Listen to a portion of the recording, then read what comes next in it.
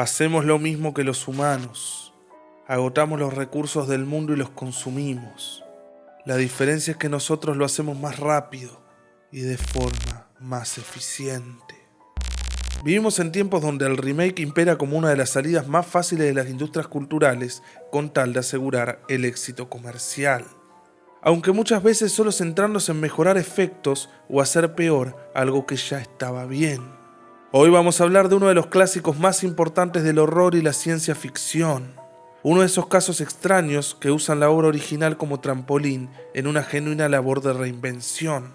De esos que sirven como un reflejo de nuestra sociedad y que deberían readaptarse cada 10 años, aunque en realidad solo valen la pena las primeras 2.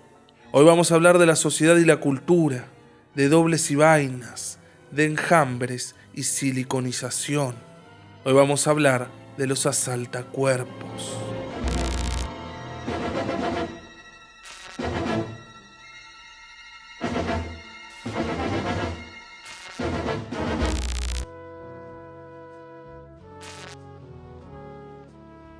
The Body Snatchers es una novela de Jack Finney de 1955 publicada en Colliers Magazine, que, junto con ¿Quién anda ahí? De John W. Campbell e Invasores de Marte de John Tucker Battle, forman la trilogía de los invasores alienígenas replicantes.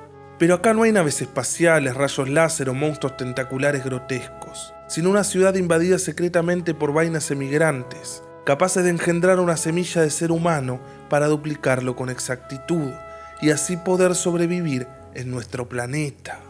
Arrancando con lo evidente, todo este tema de la invasión es una alegoría que alerta sobre el totalitarismo, con una duplicidad de la realidad. Los asaltacuerpos arrasan cualquier tipo de diversidad y la creación de una alter humanidad que comparte un pensamiento único, sustituta de la humanidad de los deseos, las voluntades y las aspiraciones múltiples, además de carecer de sentimientos. Los totalitarismos no se conforman con destruir la esfera pública, sino tienen la pretensión de destruir lo humano, la esencia social de los ciudadanos, para que no exista en los hombres reserva alguna con respecto al poder. La paranoia por el peligro rojo de la Guerra Fría tomó fuerza desde la década de los 50 hasta los 80, lo que promovió una nueva ola de conservadurismo en los Estados Unidos que intentó dominar la sociedad norteamericana entre los 40 y los 50, encabezadas por la Comisión McCarthy. El macartismo, para el que no lo sepa, se basó en acusaciones de deslealtad, comunismo, subversión o traición a la patria para perseguir a los ciudadanos estadounidenses sin respetar un proceso legal o justo que considere los derechos humanos de los acusados. Incluso el guionista de la adaptación de 1956 formó parte de sus listas negras. Tanto esta como la de 1978 son fábulas de la lucha contra el totalitarismo, del pensamiento único monista impuesto al colectivo, pero que, en vez de apuntar hacia el exterior, con las vainas replicando comunistas, tópico muy común de la época, se dirigen directamente al corazón estadounidense. Por eso la adaptación del 56 se ubica en Santa Mira, una pequeña comunidad rural, medio pueblo, medio ciudad, retratando la desestabilización del mito familiar estadounidense al situar la otredad inquietante en su propia casa. Esta mirada de extrañamiento hacia la vida es la misma que después rescataría David Lynch. La sospecha de que algo sórdido, algo profundamente siniestro, se agazapa bajo la idílica comunidad. Una equivalencia a la nación que constituye un microcosmos. Una advertencia sobre el núcleo irradiador totalitario que no se estaba gestando en el extranjero, sino en el corazón de su país. Los extraterrestres pretenden sustituir a los humanos y sus organizaciones por otros seres aparentemente iguales, pero desangelados y sin personalidad propia. Tanto en esta versión como en la del 78, los replicantes aseguran que la sociedad va a seguir igual, solo que más eficiente, al eliminar las molestas emociones. Por eso, siempre ganan. Este postulado es esencial en la sociedad mediática, la creencia de que es imprescindible triunfar, que uno mismo está llamado a la victoria, es una sustentación del narcisismo del público. Así, los asaltacuerpos son la encarnación perfecta de una entidad corporativa y burocrática, inhumana y desapasionada, conducida únicamente por la racionalidad. En el nuevo orden social de las vainas, el destino de un miembro particular no importa. Lo único valioso se encuentra en el plan general. De ahí el totalitarismo monista, un orden basado en la dominación, en el aplastamiento de la insurgencia y el autocontrol en sentidos de la biopolítica. Se duplica el original para instaurar una directriz inapelable, el pensamiento único como eje de las acciones. Por eso, entre los asaltacuerpos no hay ni compasión ni crítica.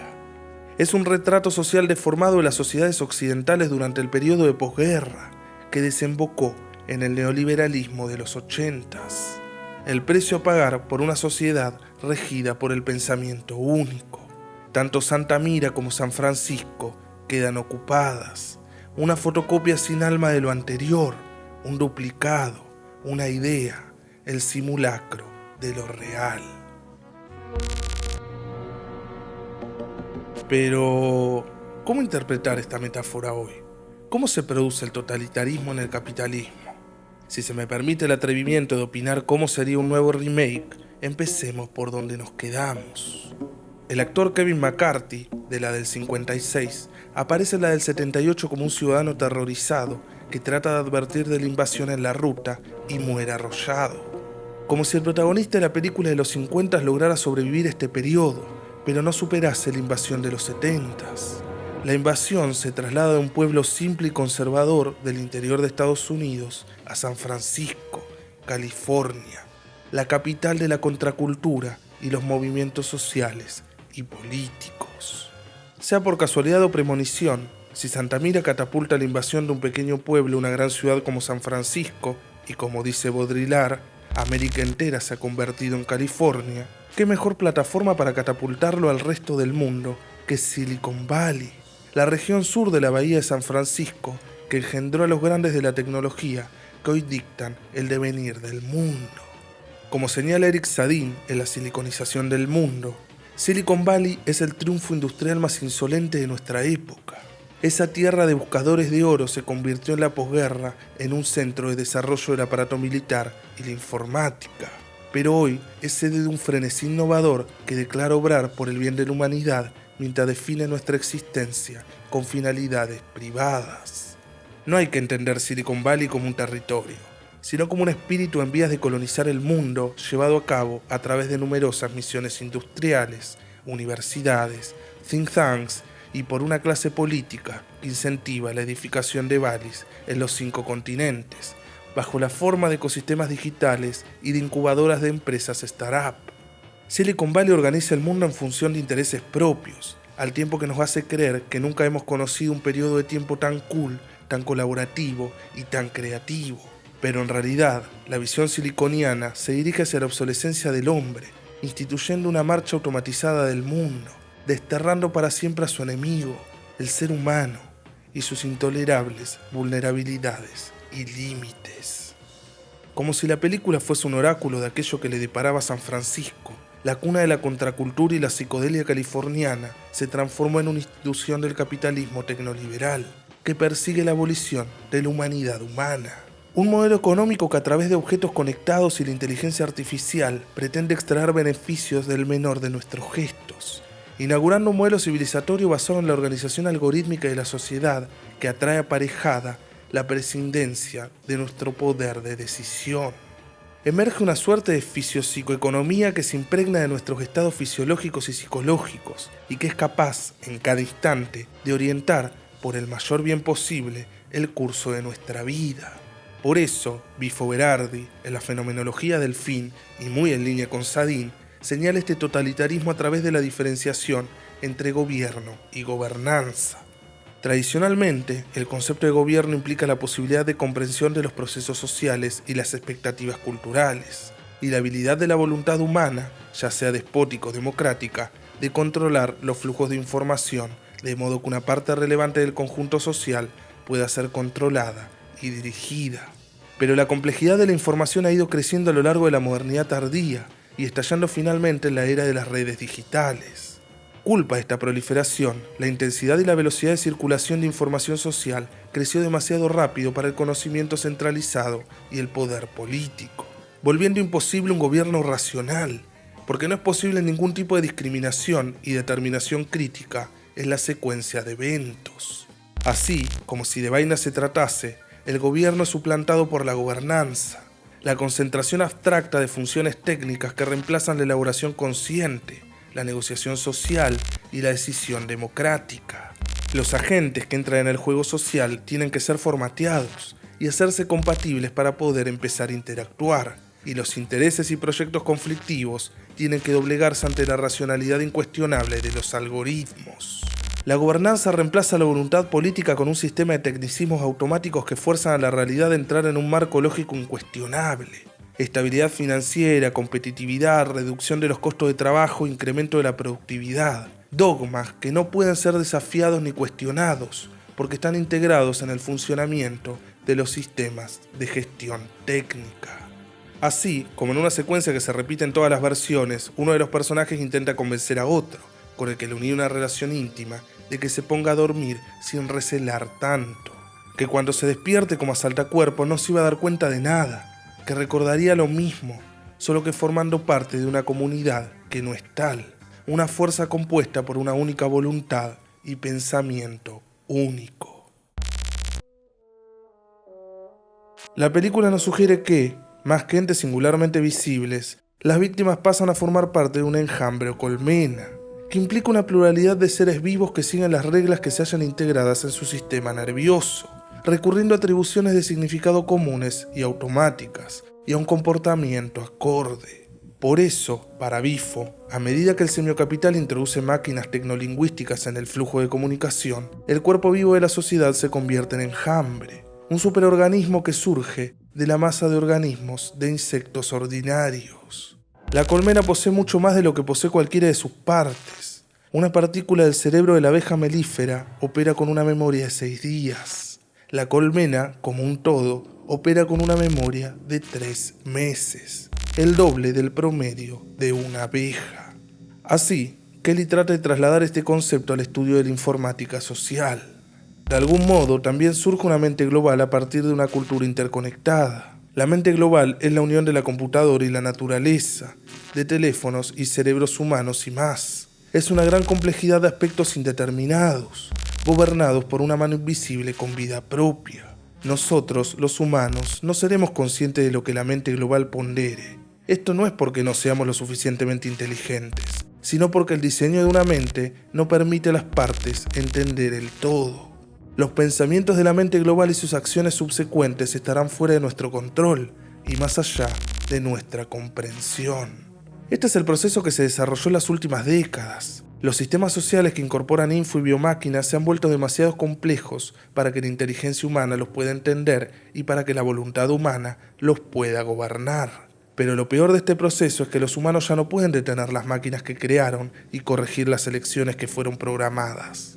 Esto sucede porque dentro de una red, el lenguaje humano solo puede ser operacional cuando obedece a reglas integradas en un orden sintáctico y compatibilidad semántica. Los actos lingüísticos que no siguen las reglas conforme el código son simplemente descartados. El superorganismo bioinformático lee el lenguaje humano y lo descarta como ruido. Por eso, las disidencias son permitidas, ya que no afectan al enjambre. Esto nos lleva a analizar las analogías y diferencias entre colectividad y conectividad que estudia el biólogo Eugene Tucker en el artículo titulado Redes, enjambres, multitudes. Por un lado, la colectividad implica cierto grado de conexión, pero al revés, esto no pasa. La conectividad no implica la existencia de un colectivo. Todos los estudios en ciencia de redes, inteligencia de enjambres y biocomplejidad definen la autoorganización como el surgimiento de un patrón global a partir de interacciones localizadas. Esta definición paradójica hace interesante política, tecnología y biológicamente a los enjambres, ya que introduce una intencionalidad sin intención, un acto sin actor y un todo heterogéneo.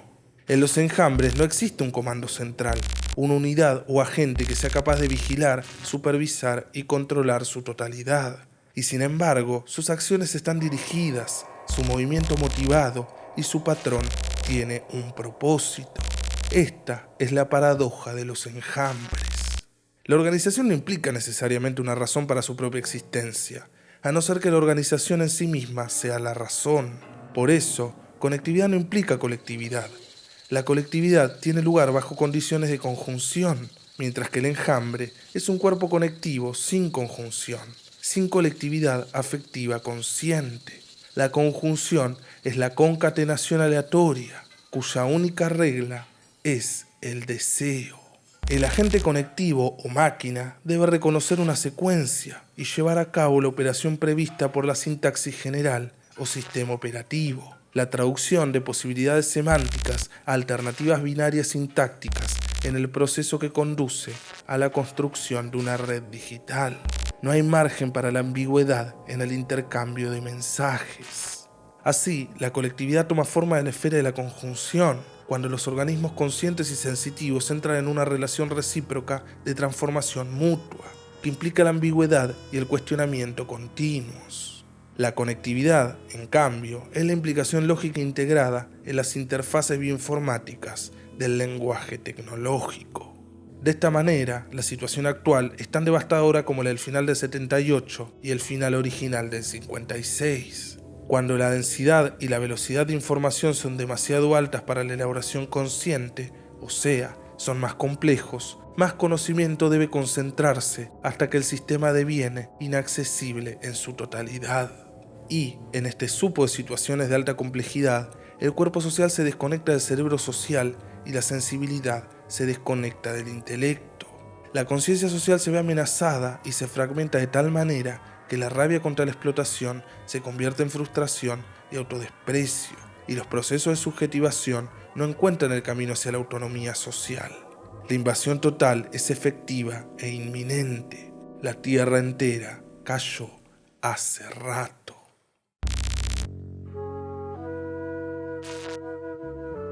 La tecnología pone en peligro nuestra capacidad de actuar libremente. Hablando de horror y continuando la conjunción entre lo siniestro y lo sobrenatural que introduje cuando hablé de Possum, en La conspiración contra la especie humana, Tomás Ligotti señala que el ejemplo perfecto de esta conjunción son los muertos vivientes. Siniestros en sí mismos, porque antes fueron seres humanos que experimentaron una terrible reencarnación y se convirtieron en mecanismos con una única función: sobrevivir por sobrevivir. También suscitan una sensación subjetiva de lo siniestro en quienes lo perciben, porque difunden el oscuro conocimiento de que los seres humanos también son cosas que están hechas como están hechas, y pueden rehacerse porque solo son procesos mecánicos, mecanismos, más que seres inmutables que nunca cambian en el fondo. Este fenómeno plantea una amenaza siniestra tanto del exterior como desde el interior, que es la peor amenaza para la gente corriente, que solo quiere vivir en un mundo y de la manera que les resulte familiar y natural, aunque en realidad sean oscuramente conscientes de que esta familiaridad es una invención que puede invalidarse. Estos requisitos de los siniestros son reconocibles en las versiones del 56, 78 y hasta la del 2007, de la que poco vale la pena hablar. Los seres humanos son suplantados por dobles físicos en sí mismos por un poder alienígena, poder que trata de prolongar la supervivencia de su especie recreando esa imagen nuestra, y quizás ahora a través de duplicados virtuales capaces de perdurar más allá de la vida. Esto quiere decir que sus mecánicas e intenciones son las mismas que las nuestras, solo que ellos amenazan con sustituir la supervivencia y reproducción de nuestra especie por la supervivencia y reproducción de la suya, que en la que nos quedemos dormidos nunca vamos a volver a despertarnos como nosotros mismos, sino transformados en algo completamente distinto. Una vez absorbidos por el poder alienígena, los transformados pierden todas las cualidades que tenían como humanos, excepto una, la del contento o la felicidad. Se vuelven quietistas en su existencia, que en la película aparece como lo último que quieren los seres humanos, que prefieren la agitación de la vida que conocen. Este es un destino peor que la muerte, la transformación en la que dejas de ser vos. Nadie quiere ser distinto de quien es o de quien cree ser. Y mejor morir que vivir en una condición asimilada, aunque sea una permanentemente sesgada y tranquilizadora, más que vulnerable a lo alarmante y horrendo. Lo que podemos deducir de estas películas es que lo que hace humano a los humanos no radica ni en la forma corporal, ni en los recuerdos, mucho menos en la armonía de las relaciones. Son las emociones las que constituyen la esencia del ser humano.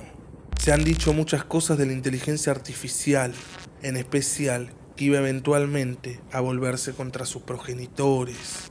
Visión grotesca y fantasmática, porque no es la raza humana la que está en peligro, sino más bien la figura humana, en tanto que dotada de la facultad de juicio y de actuar libremente y a conciencia.